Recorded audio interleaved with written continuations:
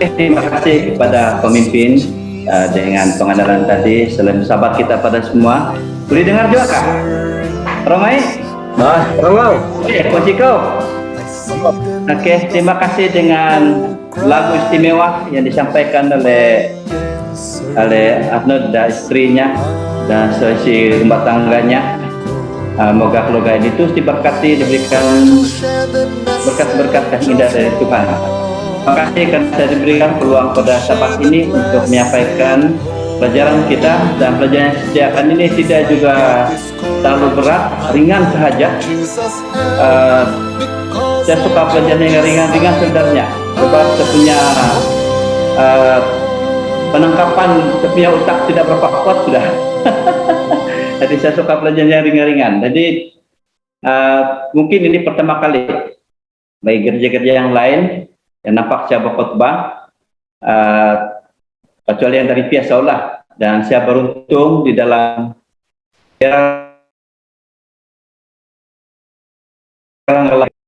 walaupun pastor daerah kita tidak ada bersama kita pada sabat ini, tetapi kita boleh berdiri sendiri melalui Zoom ini. Terima kasih pada Eda Selitin yang banyak membantu pastor daerah kita.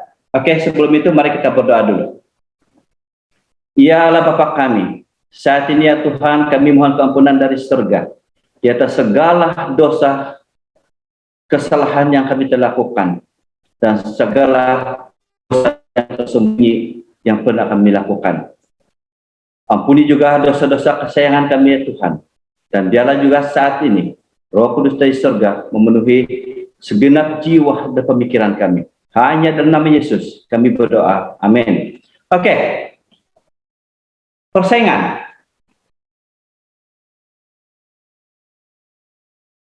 Yes or no? Pernahkah kita ini merasai persaingan? Setiap hari, bagi saya sendiri, setiap hari ada jadi persaingan. Dan saya perlu memilih yes atau yes or no. Oke, yes or no. Jadi yang saya pelajaran ini pernah saya sampaikan sudah 2 kali saya sampaikan. Saya sampaikan pada sabat pertama kuartal ketiga pada tahun lalu bulan 7, dan pada sabat ini sabat yang pertama juga, tapi kuartal yang keempat pada tahun ini di dalam Zoom kita ini. Oke. Persaingan. Tidak. Persaingan adalah hal yang tidak dapat dipisahkan dari kehidupan. Oke, persaingan ini tidak dapat dipisahkan dari kehidupan. Mula lahir sampailah mati, persaingan itu wujud. Oke, apabila kita melihat gambar ini, untuk menjadikan kita ini seorang manusia. Oke, seorang manusia. Ini yang macam berudu ini ialah dari lelaki. Apabila dipancutkan itu, di bertaburan itu, dia berjuta-juta sel ini, yang seperti berudu ini. Dan hanya satu saja yang melekat pada telur, bagian perempuan. Jadi ini yang membentuk. Berjuta-juta sel itu hanya satu saja. Jadi persaingan sel-sel ini adalah sangat kompetitif, di mana mereka bersaing di antara satu sama lain, dan hanya satu saja, dan tidak ada dua dan tiganya. Kalau ada berlaku pun itu adalah satu keajaiban. Jadi banyak persaingan yang kita alami. Contohnya, kalau di sekolah, ini saya ambil contoh anak saya. Yang anak saya ini dari kecil lagi,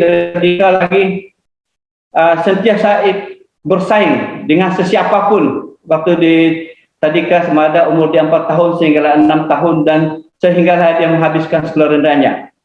Dan saya ambil contoh di sini ketika umur dia 6 tahun. Oke, dia pernah, anak sulung saya ini pernah mewakili mengikuti pertandingan anak cemerlang daerah Kota anjuran kemas. Dan pada waktu itu saya sendiri yang mengiringinya bersama dengan gurunya di Tebika Kemas Narinang. Dan pada waktu itu seluruh anak-anak cemerlang yang terdapat di Kota Belud telah berkumpul di satu tempat, dan disitulah saya, walaupun saya tidak bertanding, tapi apabila melihat anak saya ini bertanding, saya punya hati tidak tenang. Melihat dia bertanding, melihat dia punya saingan-saingan itu bersusun begitu, dan berbagai kategori telah dilalui oleh anak-anak Cemberang ini. Satu, pada pertandingan itu, maka sampailah satu aktiviti di mana bongkar-bongkar daripada plastik telah disusun di satu tempat, dan kerja mereka ini ialah menyusun apa bentuk pun daripada mereka, desain-desain yang mereka perlu buat daripada bongkar itu. Dan anak saya ini hanya duduk diam saja dan melihat, sementara anak-anak lain itu berebut. Dalam hati saya, kenapa dia ini stuck di situ? Bolehkah dia ini teruskan dia punya pertandingan, saya bilang. Saya bilang, kemudian saya keluar di tandas. Sebab di tandas itu tempat saya, kenapa anak saya ini begini kali ini, saya bilang. Dia hilang idea apa perlu dilakukan. Sekembali saya dari tandas dan masuk ke bilik pertandingan itu, saya melihat anak saya sudah membina satu bangunan. Satu bangunan. Saya tengok yang dia buat, saya tengok rekan-rekan yang buat. Kemudian satu persatu ditanya. Yang satu, ada satu anak yang ditanya, apa yang kamu buat kan? Bangunan tinggi. Tiba-tiba roboh itu bangunan. Dan sampai di tempat anak saya ditanya, cakap bahasa Inggris lagi. Apa kamu buat ini? Dia bilang. Saya buat satu bangunan masjid, dia bilang. Pada waktu itu. Dan anak-anak yang lain itu, bangunan yang mereka buat itu semua runtuh. Tinggal dia aja yang tidak runtuh. Dalam hati saya bilang tuh cikgu dia kan, tinggal 2 menit dia buat tadi itu, bilang. Habisan sudah dia bongkar, tapi dia buat yang rendah dan ada bentuk yang lain katanya. Dan selepas itu melalui ada lagi bahasa. Dia ditemu ramah dengan menggunakan bahasa Inggris. Anak saya menjawab dengan tenang dan relax saja. Dan yang guru-guru ketika pada waktu itu bertanya pada gurunya, boleh tahan kau ajar bahasa Inggris, dia bilang. Lepas itu jangan tanya saya, tanya itu bapak dia bilang. Saya diam saja. Jadi lepas itu ada di satu pertandingan lagi. Ini pertandingan potensi bakat mereka, peringkat daerah Kota Belud. Dan pada waktu itu anak saya ini dia mau pilih satu acara yang dia bilang, saya mau cabar diri saya. Kamu boleh buat nggak, saya bilang. Mama dia pun cakap, kamu boleh buat gitu lah. Ya. Apa yang kamu pilih lah? Saya mau pilih storytelling. Storytelling dalam bahasa Inggris. Dan kami pun menyedia teksnya.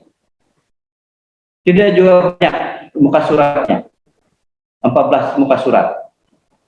14 muka surat ya bahasa Inggris, dan yang disediakan. Dan kami pun tanya anak kami, kamu boleh hafalkan yang 14 muka surat ini lah? Boleh, dia bilang. Disitulah saya merasakan anak saya ini kan terlalu disiksa begitu menghafal. Tapi dia cakap boleh. Dan seminggu diberikan masa untuk menghafal teks itu. Dan sehari sebelum kami pun uji dia. Yuk, kau bolehkah? Itu storytelling lah. Oke, saya coba lah. Dia pun coba. Kami pun terkejut. Mana dia boleh hafal yang begitu panjang ini dalam bahasa Inggris lagi. Kemudian pertandingan telah dibuat di Dewan Tun Said, dan syukur alhamdulillah dia menang pertandingan itu. Kemudian dia mau ke daerah Kota Belud, pergi John Utara di Kudat. Dan di Kudat dengan beberapa saingan yang hebat-hebat, dia juga syukur alhamdulillah juga dia menang di situ. Yang last kali dia pergi ke Tawau, peringkat negeri. Oke, jadi dia merasai pertandingan itu begitu sengit, begitu persaingan yang saya tanya dia kan, Mandali kamu pergi, saya bilang. Saya mau pergi Kelantan, dia bilang. Tapi dia terkandas di situ. Ya, apabila kita melihat gambar ini, pertandingan pemberian basic drill. Apa yang saya sangat bangga di sini ialah daerah kita, daerah Ranggalau mendapat markah yang tertinggi dari semua yang bertanding basic drill pada waktu itu, yang diadakan di Datau Dakapan Melangkap pada 19 hingga 21 April 2019.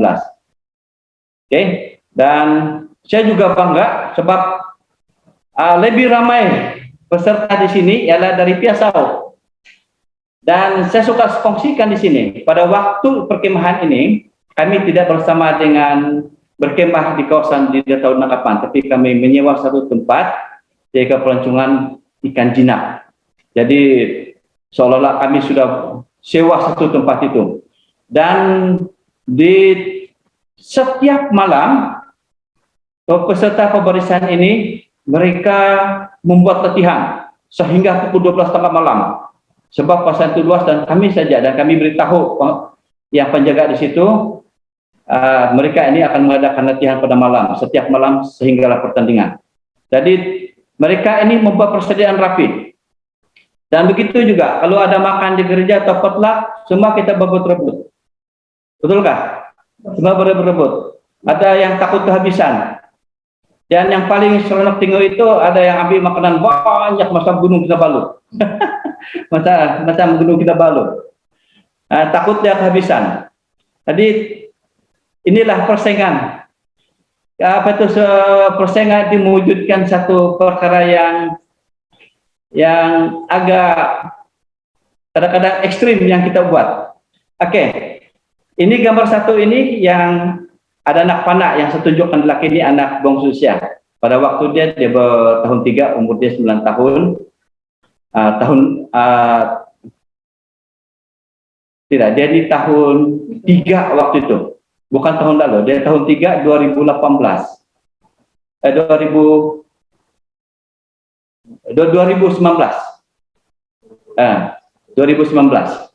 Oke, umur dia waktu itu 10 tahun. Dan waktu itu saya sempat pergi ke SMK Usukan melihat pertandingan ini. Dan yang lawan dia ini ialah murid tahun 6, dia bekas pemain daerah. Dia lawan. Yang anak saya waktu ini, kalau kamu nampak di muka dia ini baby face ini. Bikin kesian untuk ikut pertandingan. Sebab kami pun tidak tahu dia boleh main chess. Kemudian hasil pada mereka berlawan ini, ada 2 game saja mereka berlawan. Game pertama anak saya menang, apabila game kedua itu yang senampak yang lawan dia ini, yang gemuk ini, dia terus pegang kepala dia. Oh, dia bilang, dengan budak kecil dia bilang. Itu. Dan kemudian anak saya perempuan, oke, ini kakak dia, pun ikut chess. Saya tanya mereka, macam mana ikut chess? Bolehkah? Bikin pening kepala. Tapi seronok. Yang paling seronok itu dapat mengalahkan yang lebih tua, dia bilang. Oke. Persaingan juga wujud. Berebut di mana mau dikasih kubur. Kalau di Singapura, terpaksa dibakar itu mayat jadi abu. Kalau tempat kita, kalau di Piasau ada 3 tempat perkuburan. Satu di Tanah Besar, satu di atas bukit, dan satu lagi di Kampung Dimala. Jadi ada 3. Jadi urusan kematian pun persaingan mencari kubur. Malah ada sudah yang mencari tanah sendiri untuk tempat dikubur. Hebat kan? Sudah mati pun bersaing lagi cari kubur. Dan satu lagi insuran nyawa. Kalau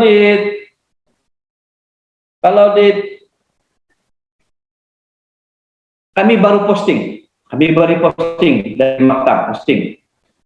Ramai itu agen insuran ini datang pergi sekolah. Pandai orang, macam orang ini ada radar, sesungut. Macam orang tahu saja ada guru baru di tempat itu. Memujuk kami insuran begini. Bukan 1, bukan 2. Orang banyak ramai yang agen insuran ini datang ke sekolah. Pujuk. Dan saya pun terpujuklah dengan rayuan itu. Dan potongan digaji mau hampir 2.000 karena insuran saja. Dan inilah persaingan agen-agen insuran ini untuk mendapat pelanggan baru. Ya, bagaimana dengan main bola? Siapa pandai main bola? Oke, Edo Jaslon, saya pernah bermain dengan dia, satu tim, dia pemain import biasa dulu, dan waktu itu saya budak-budak lagi ikut dia orang. Dan kalau main bola ini kan walaupun fair play, tetapi kalau kita lihat gambar ini, ada yang main tanduk, ada yang main siku. Dan saya teringat ketika saya pertama kali dapat kartu kuning, saya pernah dapat kartu kuning.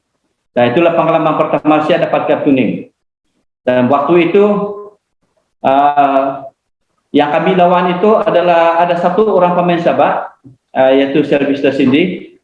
Saya disuruh guard dia, tapi dia ini cukup lincah, panjang kaki dia, panjang badan dia, sehingga dia tinggi, dan yang defend yang satu, yang pigat dia tidak dapat, dia suruh saya pigat. Apa yang perlu saya buat sehingga dapat kartu kuning? Saya tackle dia, dia bilang tuh kamu siap, tapi ya tackle bahkan habis dia bilang. Lepas itu pun saya dapat kartu kuning. Dan saya tidak cukup dengan itu. Itu juga sangat, sebab target saya itu saya mau dia keluar. Kalau saya tak keluar, dia pun mesti keluar. Itu target saya waktu itu. Kemudian saya tackle lagi dia, terus itu pengambil, saya balik ke kartu merah. Tapi saya cakap begini, tolong, tidak lagi sebelah. Jadi itulah pengalaman saya dapat kartu kuning. Seumur hidup saya sampai saya main bola, itulah pertama saya dapat kartu kuning. Dan sebenarnya pertandingan ini akan mewujudkan persaingan. Dan persaingan itu juga akan mewujudkan pertandingan, walaupun bukan sebagai pertandingan, tetapi seperti wujud itu pertandingan. Dan pertandingan ini, persaingan ini, ada yang bersaing secara sehat, dan ada juga bersaing secara tidak sehat. Oke? Ini ada dua ini, bersaing secara sehat dan tidak sehat. Oke, coba kita lihat. Dan mengembangkan diri dan menjatuhkan orang lain. Kita ada yang ambil positif ini. Oleh karena ini saingan, saya kasih kuat diri saya. Dan ada juga yang cakap ini, jaga dia, saya akan berbuat sesuatu tuh, supaya dia tidak teruskan itu. Oke? Dan mencari potensi diri, lawan mencari kelemahan orang lain. Inilah perkara-perkara yang akan wujud di dalam persaingan, dan kita pun mencari betul atau tidak, iya atau tidak di dalam ini. Oke? Seperti dua adik-beradik ini, Leah dan Rahel. Oke, kedua adik-beradik ini anak pada Laban, dan sebenarnya ada seorang pemuda yang datang ke tempat si Laban ini, nama dia Yakub. Oke, nama dia Yakub. Jadi dua adik-beradik ini, yang si Yakub mau itu ialah si Rahel, sebab dia cantik. Sebab dia cantik. Itu pandangan si Yakub dan Rahel. Dia tidak mau si Leah, tapi dia suka si Rahel. Tapi syarat dia, bilang si Laban, kau tinggal di sini dan bekerja di sini selama 7 tahun. Kalau kita baca di Kejadian, di ayat ini, kisah ini, Yakub tidak merasa yang 7 tahun itu. Dia merasakan 7 tahun itu seperti 7 hari saja dia di situ. Kemudian sampailah ke 7 tahun itu, maka upacara perkawinan pun diadakan. Tapi si Yakub ini, si Laban ini dia bagi si Leah pula. Jadi tidak jadi si Rahel. Tidak jadi si Rahel. Oke. Jadi si Rahel pun adalah perasaan cemburu, putus asa, amarah. Dan perkara ini juga dirasai oleh si Leah, sebab si Yakub lebih suka pada si Rahel. Dan apa yang mereka lakukan? Jadi selama mereka berkawin, si Leah dengan Yakub ini, mereka ini dapat anak. Jadi dia bilang si Yakub, bilang si Laban, sama si Yakub, kau boleh dapat juga Rahel, tetapi kau mesti kerja lagi, tinggal di sini 7 tahun lagi, dia bilang. Oke, tidak apa, dia bilang si Yakub. Tiba masanya itu 7 tahun, dia tuntut itu janji. Dia dapat si Rahel, tapi si Rahel ini tidak pandai beranak. Tidak pandai beranak. Tetapi mereka ini buat satu perkara lah. Kalau kita baca di Kejadian 30 ayat 3, memberikan budak sebagai istri, menghalalkan segala cara. Oke, si Rahel ini oleh sebab dia tidak pandai beranak, berbanding dengan si Lea, dia berikan itu budak perempuan dia, apa itu seperti suruhan dia lah, si Bilha kepada Yakub untuk supaya dapat anak, dia bilang. Jadi apabila anak itu dilahirkan, si dia rasa si Rahel pun, saya pun ada anak, dia bilang. Begitulah keadaan mereka. Jadi si Lia ini pun dia bilang, kalau banyak anak ini bagus juga dah, dia bilang, supaya si Yakub pun suka sama saya dan disanjung, dia bilang. Jadi dia pun oleh sebab waktu itu dia kandungan dia terhenting, dia pun berikan budak perempuan dia kepada perempuan dia, nama dia Jilpa kepada Yakub. Kemudian dapatlah anak lelaki. Dan apa yang kita dapat pelajari di sini ini tidak ada pengaruh terhadap suami. Seperti suami itu dipermainkan oleh kedua perempuan ini. Jadi disebabkan wujud persaingan di antara dia dan Rahel, maka mereka menghalalkan cara. Jadi adakah persaingan mereka ini sehat atau tidak? Oke, coba kita lihat ini. Di gelanggang pertandingan ada tujuan yang benar. Kalau pertandingan ini, contohnya di Olimpik baru-baru ini, kalau pertandingan ada tujuan yang benar, artinya ada hadiah, ada gelaran yang dikejar, oke? Dan ada upaya maksimum, seperti begitulah. Dan pengendalian diri, artinya mereka ini akan berusaha dan mereka akan kendalikan diri mereka itu untuk mengikuti segala peraturan dalam pertandingan. Ini yang betul pertandingan sebenar ini. Kalau pertandingan, tapi kalau persaingan ini ada lain sedikit. Tapi kalau pertandingan ini, kalau pertandingan yang secara resmi, inilah yang mesti ada pada atlet itu. Dan ada aturan dia, tidak sembarangan dan tidak menghalalkan cara. Coba kalau kita berlari 100 meter, ada sudut depan kita kasih bintik dia. Macam mana itu? Tentu yang di depan kita itu, yang lawan kita itu akan jatuh dan memberikan kita peluang untuk memintas dia. Tapi itu tidak dibenarkan dalam pertandingan. Oke, sebenarnya pertandingan ini akan mengakibatkan dua perkara, yaitu ya atau tidak, positif dan negatif. Oke, kita coba lihat ini, ya negatif, yang negatif ini. Kesan pertandingan, gelisah, stres, tegang, takut lawannya menang. Betul kan? Coba kita dalam pemeriksaan. Kan? Kalau kita ini sudah selalu dapat nomor 1. Bila datang pemeriksaan, ada kita takut ya dapat nomor 2. Kita takut dapat nomor 2 ini. Oke. Dan bila takut kita kalah, kita pun stres. Apa yang perlu saya buat ini dan sebagainya.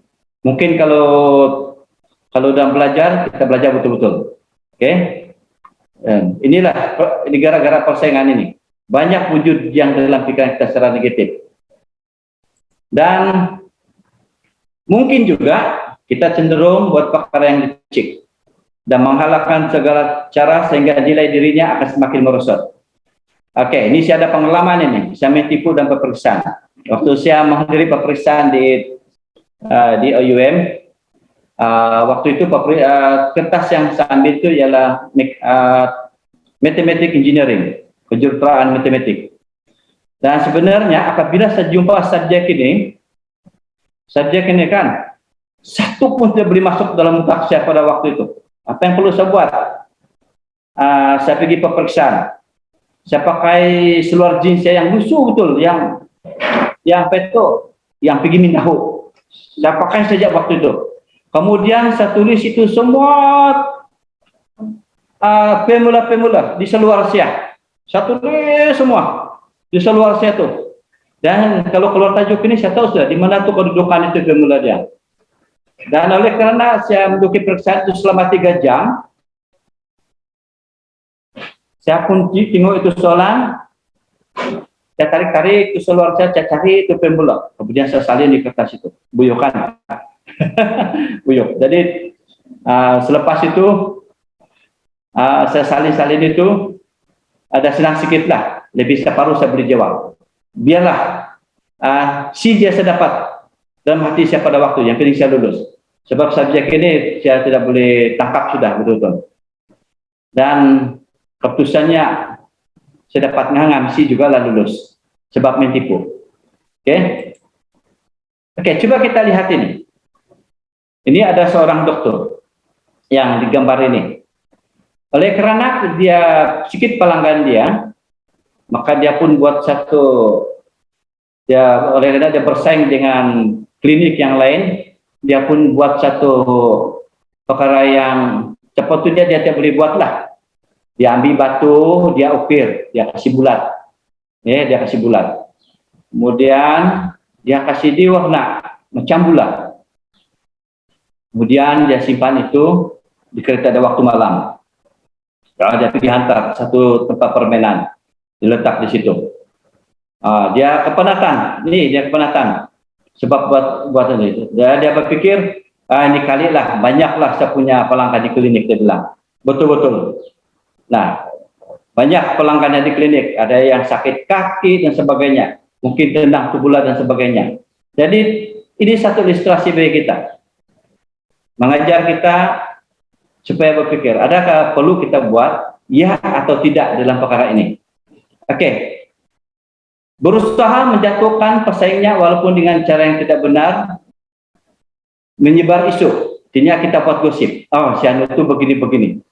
Oh, dia tuh kalau agen insuran yang dia jual itu tidak bagus itu. Begini-begini saja tuh, kau dapat begini-gini. Kalau kau ambil ini kan banyak kali kau dapat. Ini saya selalu jumpa dengan agen insuran di dalam begini. Di mana kau ambil insuran tuh? Saya ambil begini.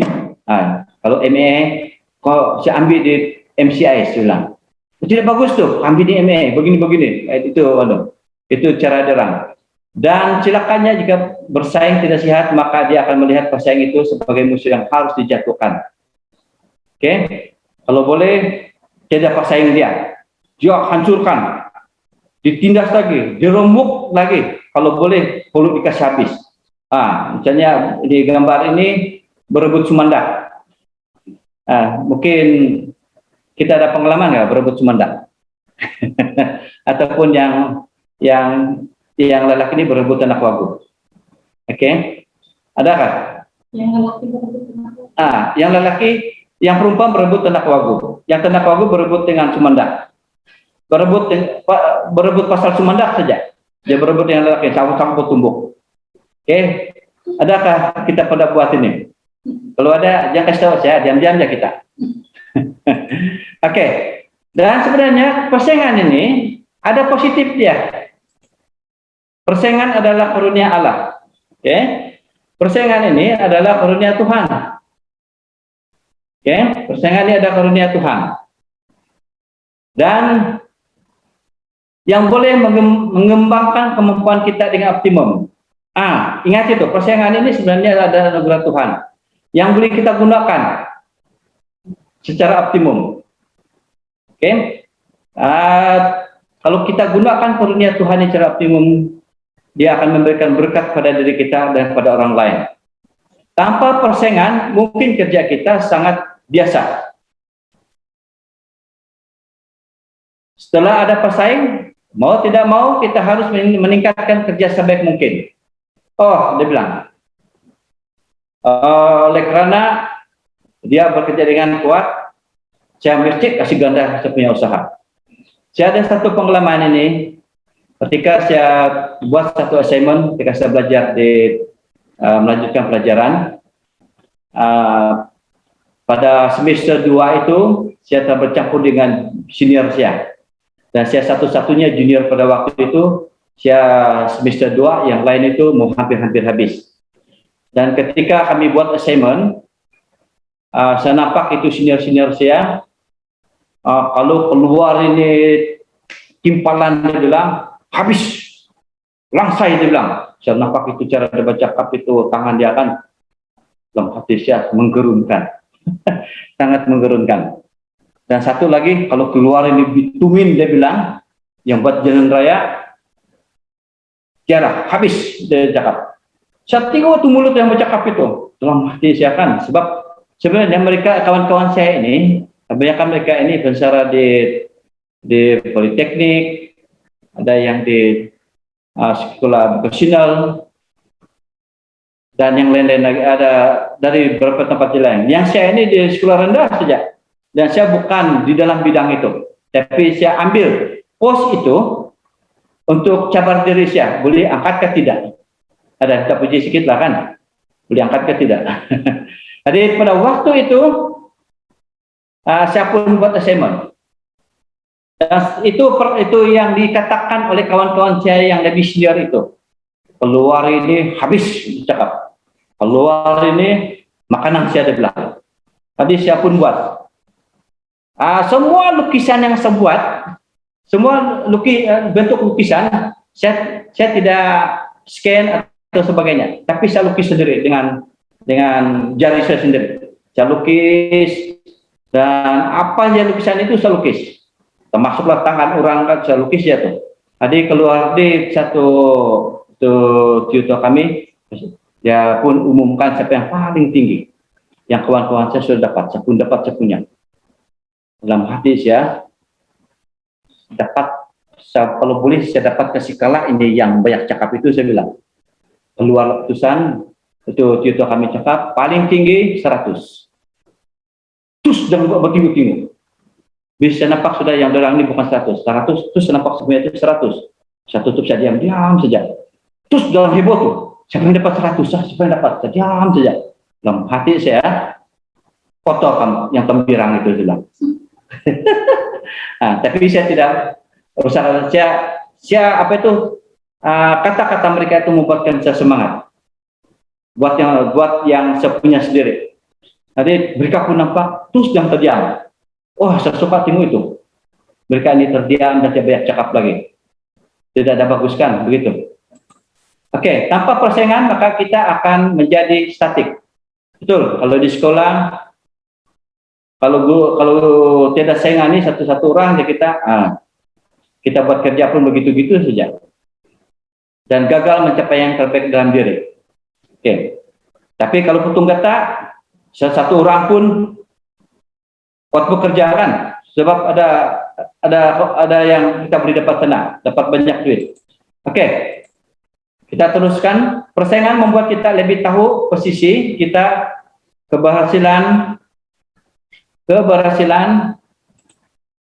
Pesaing boleh kita gunakan sebagai barometer ataupun alat pengukur. Paling tidak kita akan tahu apakah kita jauh tertinggal.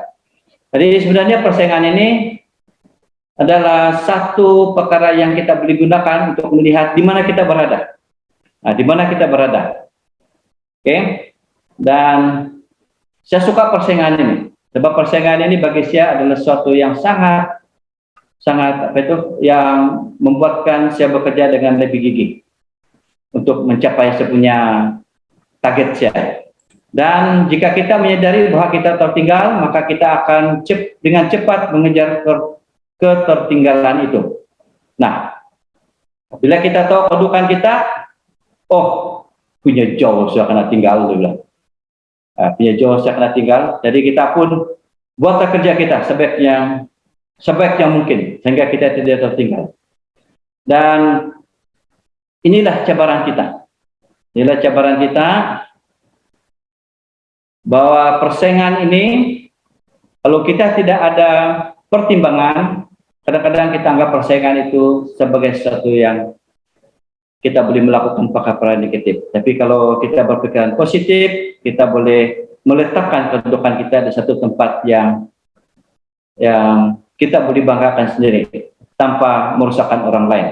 Oke, coba kita lihat ini. Persaingan akan membuat kita makin kreatif dan inovatif. Oke, Jangan ikut saya tadi ya, yang ikut pemeriksaan itu saya tulis semua pemula di seluar saya. Itu bukan inovatif itu, dan bukan kreatif. Itu penipu. Ya, dan oleh karena kos yang saya ikut waktu saya mau belajar dulu semua kebanyakan mengira dan perlu menghafal, dan kami tidak menggunakan bawa kalkulator yang canggih itu. Dan terus terang saya katakan, sepanjang saya ikut pemeriksaan yang diadakan di pusat pemeriksaan waktu itu, kalkulator yang saya pegang itu sebenarnya apabila saya semua satu button itu saya tulis dengan pemula tanpa boleh dilihat oleh orang lain. Saya yang beritahu itu. Saya kasih silau sedikit, baru saya nampak itu pemula saya. Sebab memang saya angkat tangan dengan beberapa subjek yang betul-betul tak pada waktu itu. Demikian remaja yang kreatif tidak akan pernah kekurangan akal. Nah, kalau remaja yang kreatif tidak akan pernah kekurangan akal. Saya selalu melihat pekerjaan yang membuatkan saya berpikir. Contoh seorang mekanik. Kalau mekanik ini kan, saya ada masalah kereta. Saya nampak benda tuh, macam mana lah ini. Mungkin tukar satu set kah ataupun sebagainya. Jadi bila saya hantar di satu tempat itu, jumpa mekanik, macam mana tuh? Saya bilang, begini dia bilang, kamu punya otak ini. Saya bilang, begitu kreatif dan bikin senang hati saya pada waktu itu. Dan mereka ini tidak pernah kekurangan ide. Dan kereta saya ada beberapa kali rusak dan saya berpikir ini tidak dapat dibuat ini. Sebab patah di piano dan sebagainya. Mungkin perlu lagi pilih satu set bilang. Tapi bila saya hantar dengan satu orang mekanik, saya nanggel cigu memoli napa pengkang monsia tu modify to kan. Saya suka dengan tu modify. Dan bila dia buatkan, dia buat sesuatu yang saya tidak pernah pikirkan. Dan inovatif artinya mampu menciptakan sesuatu yang baru. Nah, dan yang diciptakan itu memiliki manfaat bagi dirinya, orang lain maupun masyarakat sekitarnya. Jadi inilah yang kita peroleh daripada kesan persaingan secara positif ini. Oke, dia akan menimbulkan sesuatu yang kreatif dan inovatif.